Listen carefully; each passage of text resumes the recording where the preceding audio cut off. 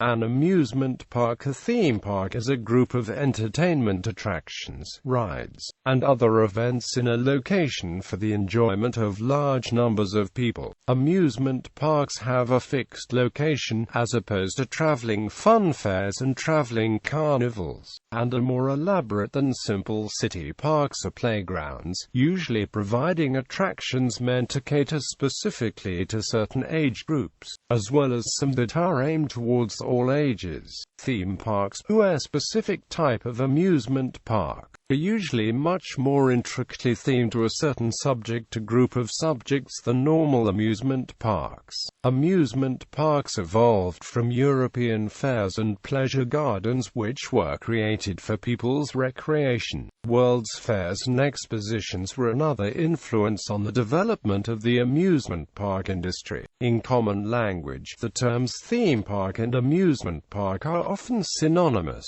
However, a theme park can be regarded as a distinct style of amusement park. A theme park has landscaping, buildings, and attractions that are based on one or more specific themes or stories. Despite many older parks adding themed rides and areas, qualifying the park as a theme park. The first park built with the original intention of promoting a specific theme, Santa Claus Land, in Santa Claus, Indiana, did not open until 1946.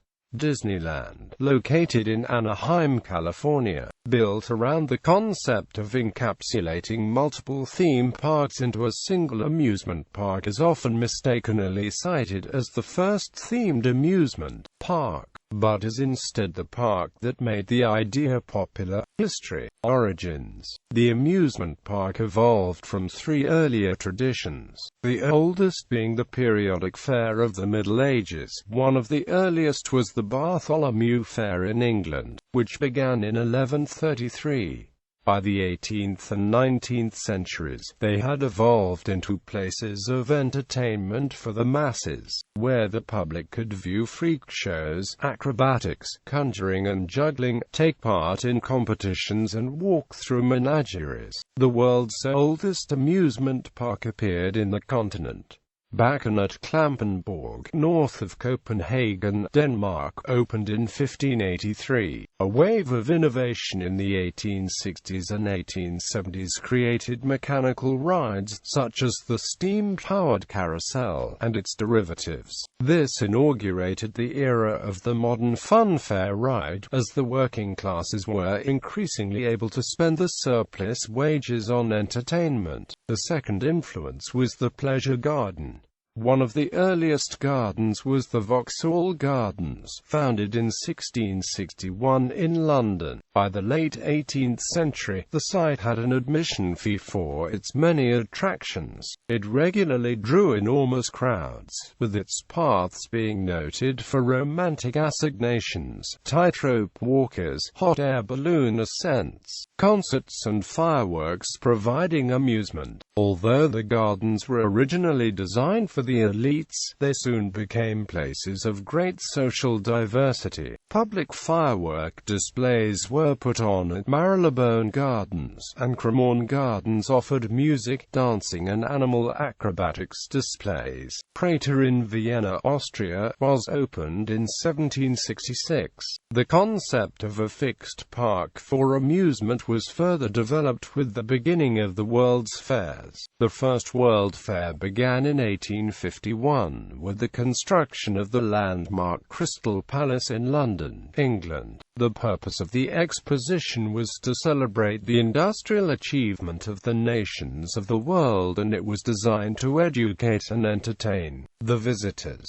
American cities and business also saw the World's Fair as a way of demonstrating economic and industrial success. The World's Columbian Exposition of 1893 in Chicago, Illinois was an early precursor to the modern amusement park. The fair was an enclosed site that merged entertainment, engineering and education to entertain the masses. It set out to bedazzle the visitors, and successfully did so with a blaze of lights from the White City. To make sure that the fair was a financial success, the planners included a dedicated amusement concessions area called the Midway Plaisance. Rides from this fair captured the imagination of the visitors and of amusement parks around the world, such as the first steel Ferris wheel, which was found in many other amusement areas, such as the Prater by 1896.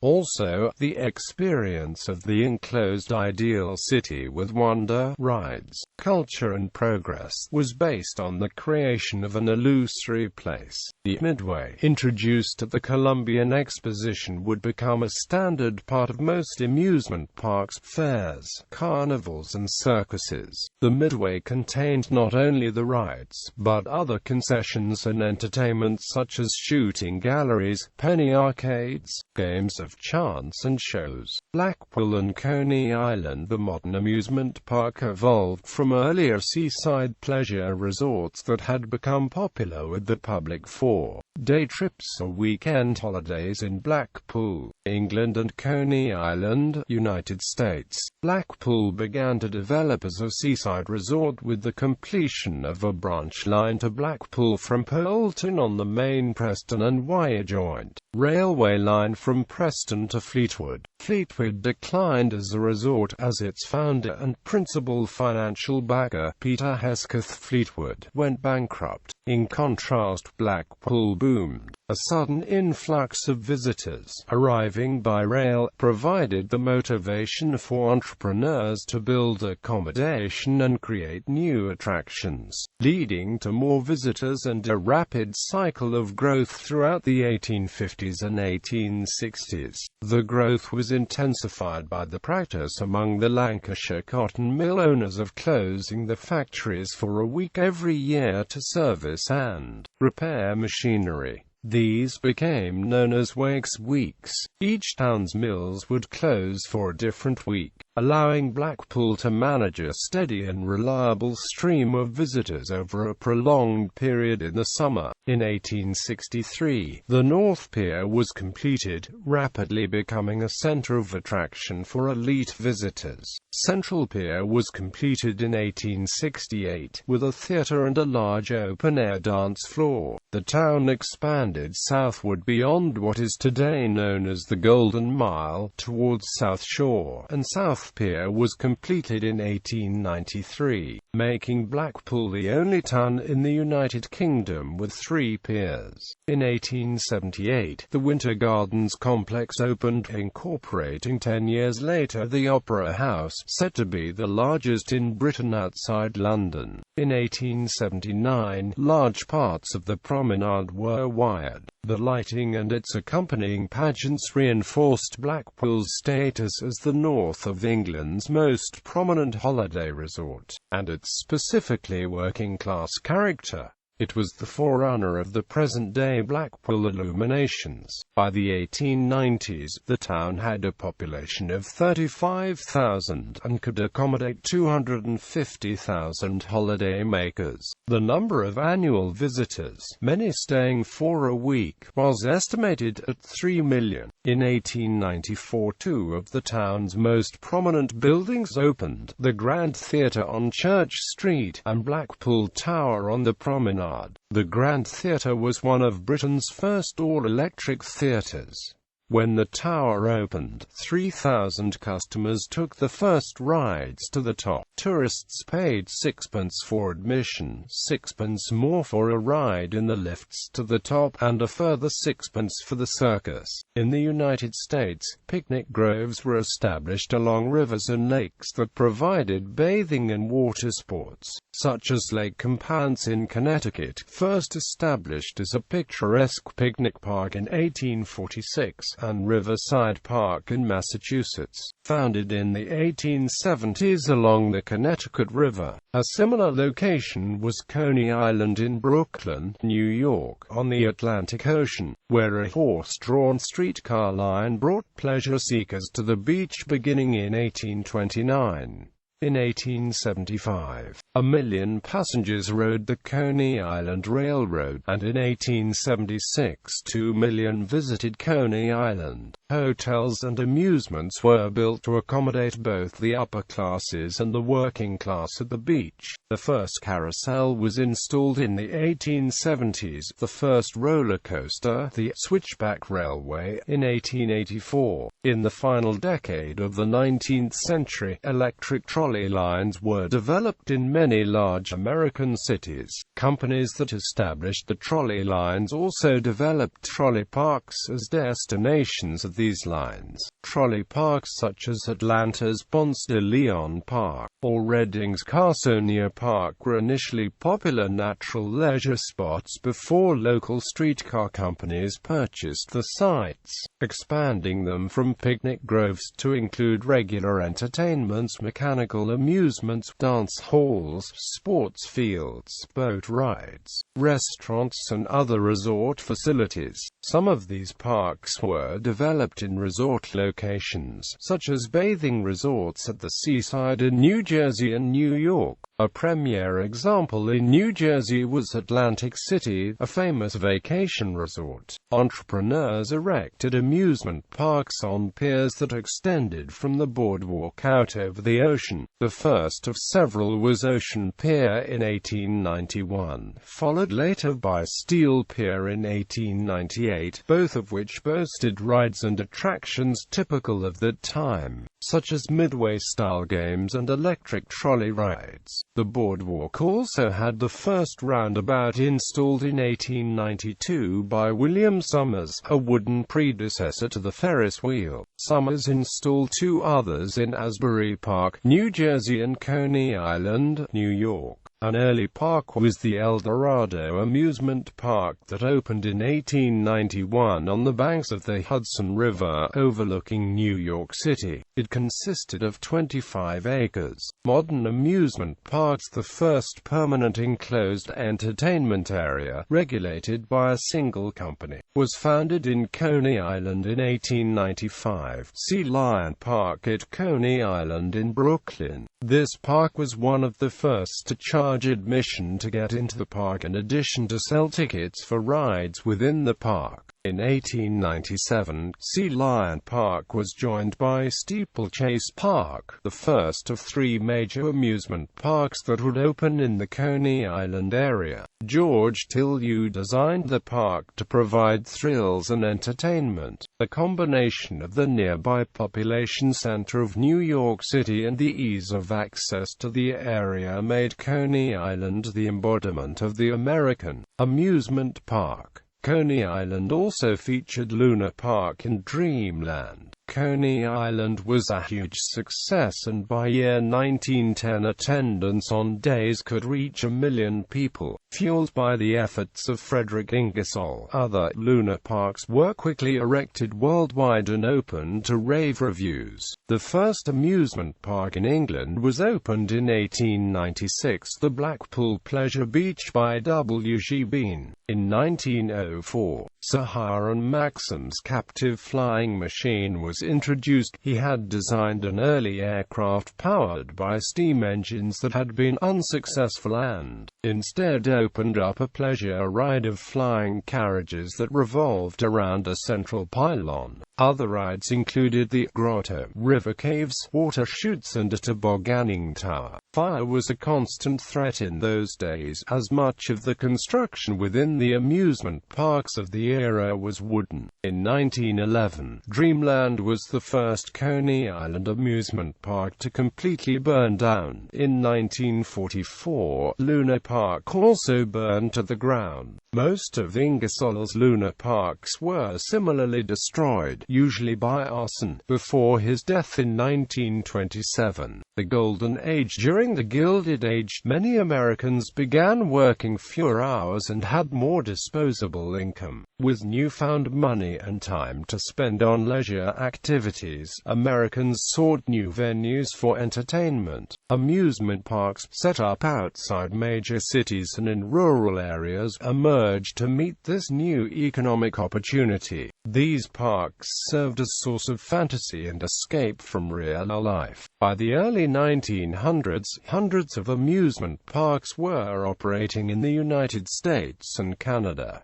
Trolley parks stood outside many cities. Parks like Atlanta's Ponce de Leon and Edora Park, near Youngstown, Ohio, took passengers to traditionally popular picnic grounds, which by the late 1890s also often included rides like the Giant Swing, Carousel, and Shoot the Chutes. These amusement parks were often based on nationally known parks or World's Fairs. They had names like Coney Island, White City, Luna Park, or Dreamland.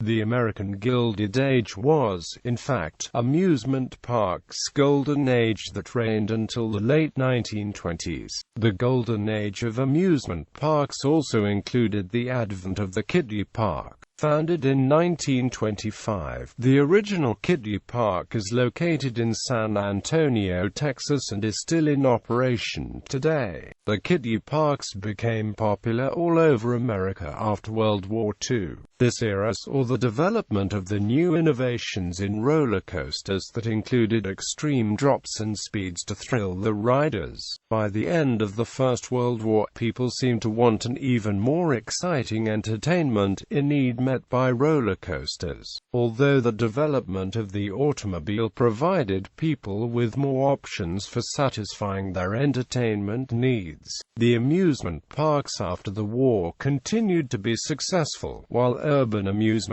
parks saw declining attendance. The 1920s is more properly known as the golden age of roller coasters, being the decade of frenetic building for these rides. In England, the Dreamland Margate opened in 1920 with a scenic railway roller coaster that opened to the public in 1920 with great success, carrying 500,000 passengers in its first year. The park also installed other rides common to the time, including a smaller roller coaster, the Joy Wheel, miniature railway, the Whip, and the River Caves. A ballroom was constructed on the site of the skating rink in 1920, and in 1923 a variety cinema was built on the site. Between 1920 and 1935 over £500,000 was invested in the site, constantly adding new rides and facilities and culminating in the construction of the Dreamland Cinema Complex in 1934, which stands to this day. Meanwhile, the Blackpool Pleasure Beach was also being developed. Frequent large-scale investments were responsible for the construction of many new rides, including the Virginia Reel, Whip, Noah's Ark, Big Dipper, and Dodgems.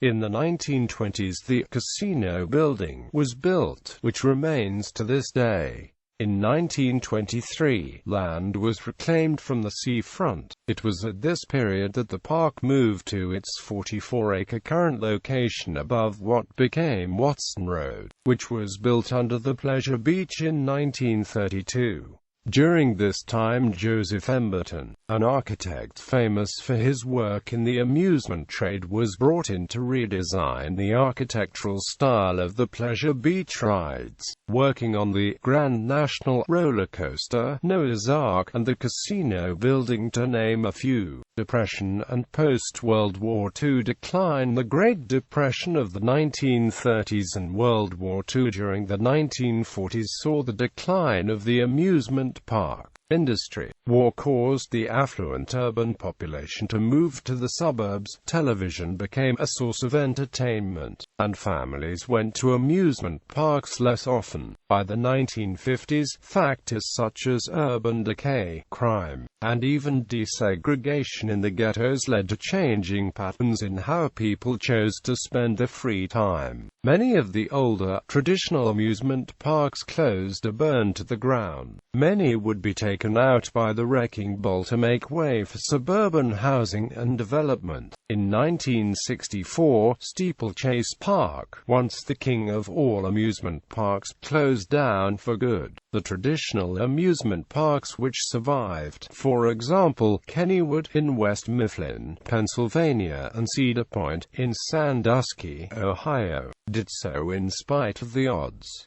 Amusement and theme parks today. The amusement park industry's offerings range from large worldwide-type theme parks such as Walt Disney World, SeaWorld Orlando and Universal Studios Hollywood to smaller and medium-sized theme parks such as the Six Flags Parks and Cedar Fair Parks. Countless smaller ventures exist across the United States and around the world. Simpler theme parks directly aimed at smaller children have also emerged, such as Legoland. Examples of amusement parks in shopping malls exist in West Edmonton Mall, Alberta, Canada, Pier 39, San Francisco, Mall of America, Bloomington, Minnesota. Family fun parks starting as miniature golf courses have begun to grow to include batting cages, go-karts, bumper cars, bumper boats and water slides. Some of these parks have grown to include even roller coasters, and traditional amusement parks now also have these competition areas in addition to the thrill rides. As of 2008, the Walt Disney Company accounted for around half of the total industry's revenue in the U.S. as a result of more than 50 million visitors of its U.S.-based attractions each year.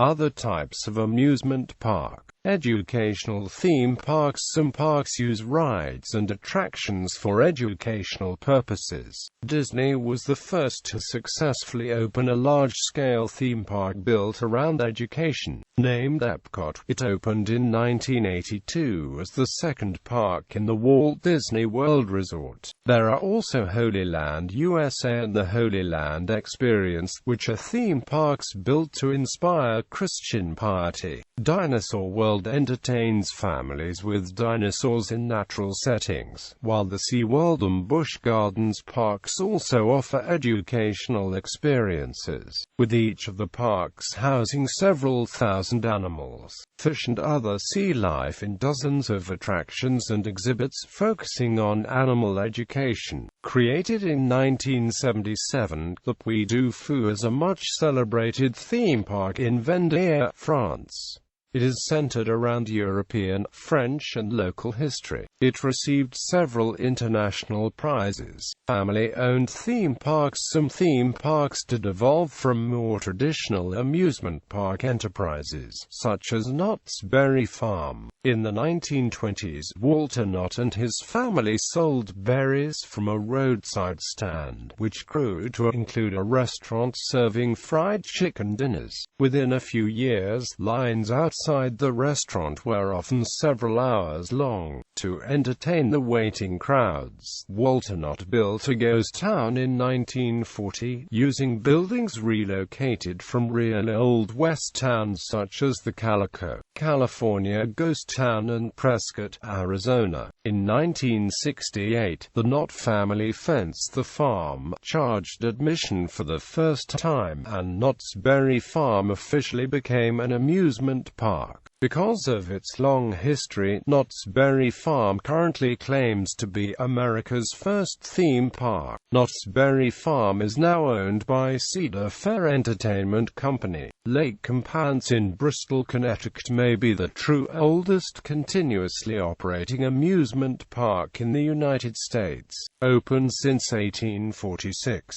Santa Claus Town, which opened in Santa Claus, Indiana in 1935 and included Santa's Candy Castle and other Santa Claus-themed attractions, is considered the first themed attraction in the United States, a precursor to the modern-day theme park. Santa Claus Land opened in 1946 in Santa Claus, Indiana, and many people will argue that it was the first true theme park despite Knott's history. In the 1950s, the Herschend family took over operation of the tourist attraction Marvel Cave near Branson, Missouri. Over the next decade, they modernized the cave, which led to large numbers of people waiting to take the tour. The Herschend family opened a recreation location of the old mining town that once existed atop Marvel Cave. The small village eventually became the theme park, Silver Dollar City. The park is still owned and operated by the Hershans, and the family has several other parks including Dollywood, Celebration City and Wild Adventures.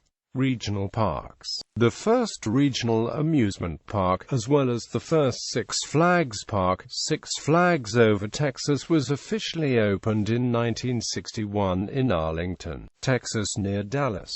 The first Six Flags amusement park was the vision of Angus Wynne, Jr., and helped create the modern, competitive amusement park industry. In the late 1950s, Wynne visited Disneyland and was inspired to create an affordable, closer, and larger amusement park that would be filled with fantasy. He followed in the steps of Disney and had subdivisions within the park that reflected different lands. The subdivisions included the Old South and other sections that referenced Wynne's background. By 1968, the second Six Flags park, Six Flags Over Georgia, opened, and in 1971, Six Flags Over Mid-America opened near St. Louis, Missouri. Also in 1971 was the opening of the Walt Disney World Resort Complex in Florida, with the Magic Kingdom, Epcot, Disney's Hollywood Studios and Disney's Animal Kingdom.